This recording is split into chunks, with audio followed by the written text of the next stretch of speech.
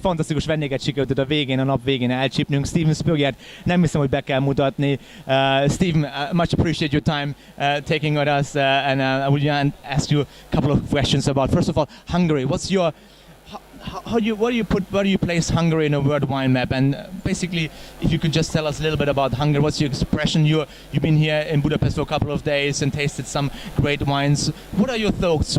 Where is Hungary heading? Where is it now? Present, future? What do you think on Hungarian wines in general?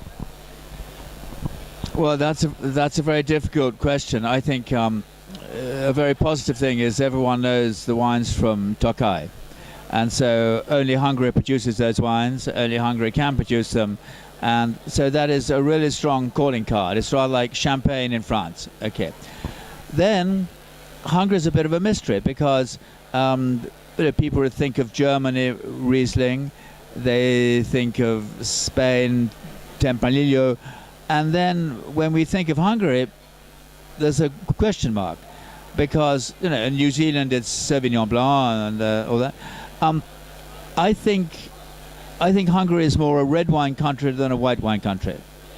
Although I've tasted some wonderful Riesling and some nice Chardonnays, I think the Hungarian character goes more with red wine, the food goes more with red wine, and I think whereas Austria and Germany, your neighboring countries, and even Slovenia are more white wine countries, in my view Hungary should stress the red wine.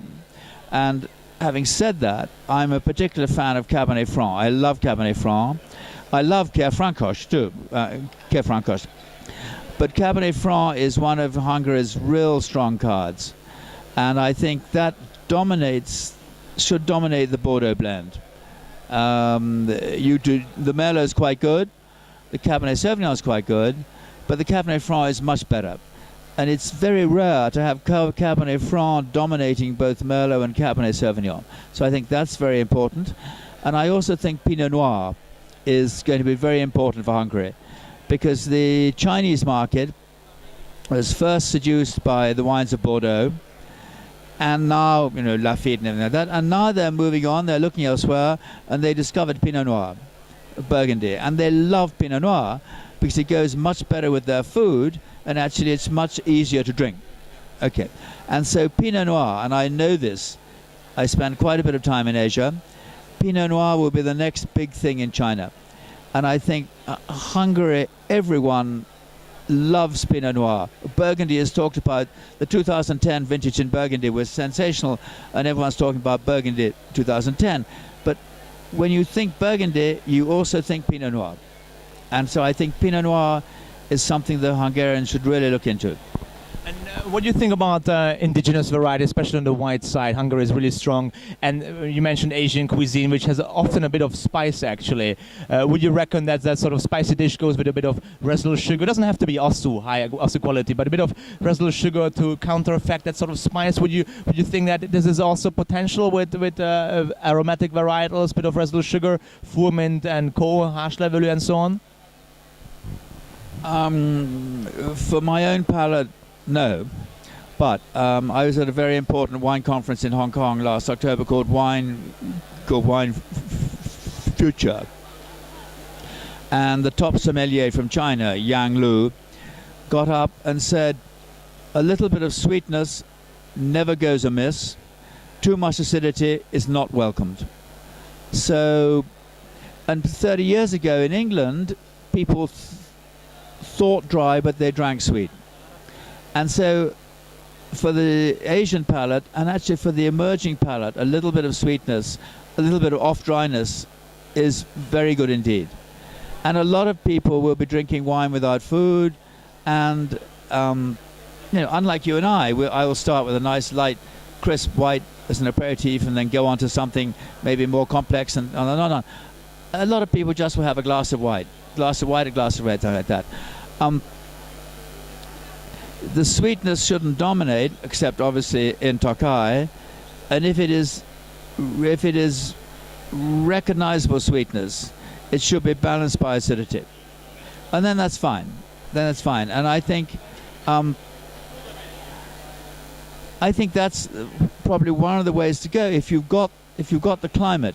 and you've got the indigenous grape varieties to produce wines which are better at, say, 10 grams of sugar than 3, then that's the way you should make them.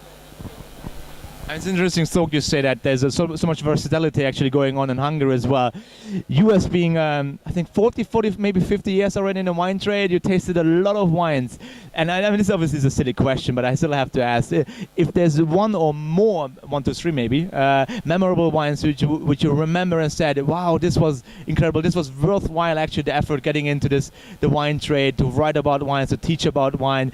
Are there any wines such these which you could name them just on your fingertips actually, of they said, wow, these are the wines which I was really, thank God I got into wine and not into architecture or anything like that, like once Michael Broadbent did?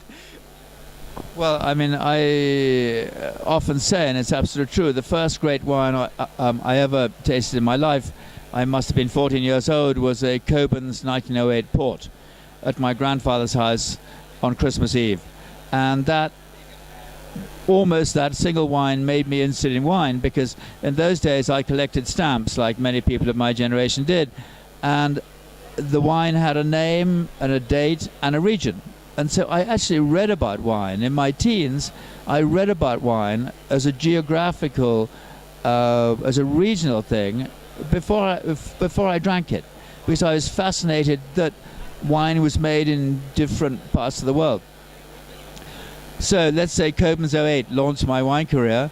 I guess Level Barton has played a big time in my life, and I think then Chablis. I won't cite any particular Chablis, but Chablis is, for me, the most memorable white wine. If I had to sacrifice all the white Burgundies, I would not wish to sacrifice Chablis. That's interesting. Steve, I much appreciate your time and your time for us here at the VinCE 2012, and obviously I wish you all the best. Lots of Hungarian wines I hope you will taste in the future, good wines, and please do come back. I hope you will be visiting us soon again, and thanks again for your time. I much appreciate it. Thanks a lot. Thank you very much. Thank you.